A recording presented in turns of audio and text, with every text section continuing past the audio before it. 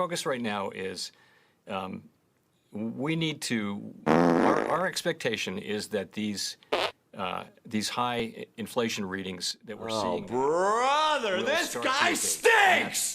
The concept of transitory is really this. It is that the increases will happen.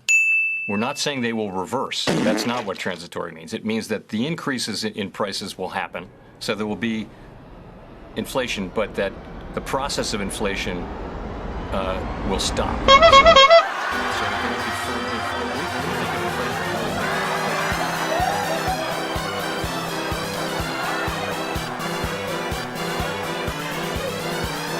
I'm gonna come.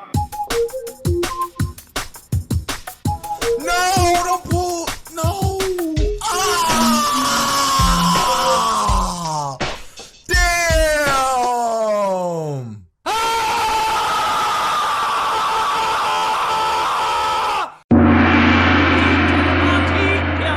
Here's the bottom line. Food prices are up for some temporary one-off reasons.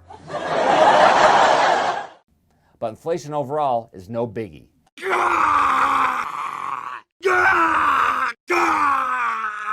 In fact, we could probably use a bit more of it. The Weimar Republic began to respond to growing economic uncertainty by printing increased quantities of marks, rather than by borrowing from other countries' banks. This resulted in the progressive devaluation of the currency and eventually in an exponential collapse of currency value known as hyperinflation. But inflation overall is no biggie. In fact, we could probably use a bit more of it. The precise causes of the spiraling devaluation of the mark between 1919 and 1923 are much debated. What is agreed is that Germany was economically straitjacketed from all sides.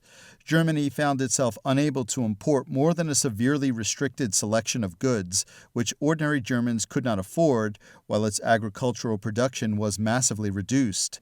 But inflation overall is no biggie. In fact, we could probably use a bit more of it. Workers were striking for pay and improved conditions, creating further economic pressure and civil unrest.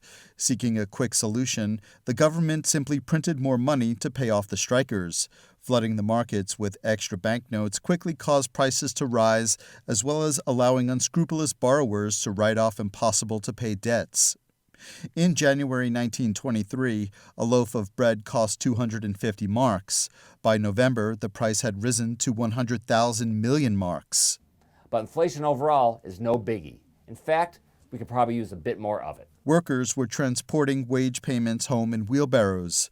Photographs from this period show children playing with building blocks made from banknotes and homeowners satirically papering their walls with worthless marks.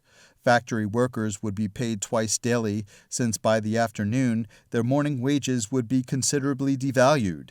Eventually, it cost more to print a banknote than the note was worth. By the end of summer, single banknotes worth 50 trillion marks were being printed. A solution was desperately needed, and it came later that year in the form of a highly fortuitous political appointment. But inflation overall is no biggie. In fact, we could probably use a bit more of it. Then, on the 24th of October 1929, the day known as Black Thursday, made the Wall Street stock market collapse and the world entered a recession, which hit Germany especially hard since its economic recovery was being financed largely through loans from American banks. Unemployment soared from 1.5 million in January 1930 to 6 million in 1933, while the middle classes suffered financial indignities and businesses that had only recently recovered foundered again. Adolf Hitler saw an opportunity to seize the power he had always craved. But inflation overall is no biggie. In fact, we could probably use a bit more of it. The Nazi Party won 37.3% of the vote in the 1932 elections, and although this did not give them a direct majority, it made them the largest party in the Reichstag parliament. Still, a major government could not be formed. Elections had to be rerun a few months later, which resulted in a slight diminishing of National Socialist popularity. Hitler would not be thwarted in his ambitions, however, and in January 1933, while constitutional wrangling continued, he inveigled his way into power as German chancellor within a three-party coalition and began his plan to seize power completely. But inflation overall is no biggie. In fact, we could probably use a bit more of it. This appointment was the last nail in the coffin of the Weimar Republic and its brief interregnum of libertarian and cultural freedom. Thanks for watching, and please subscribe to get all the videos in this series. No!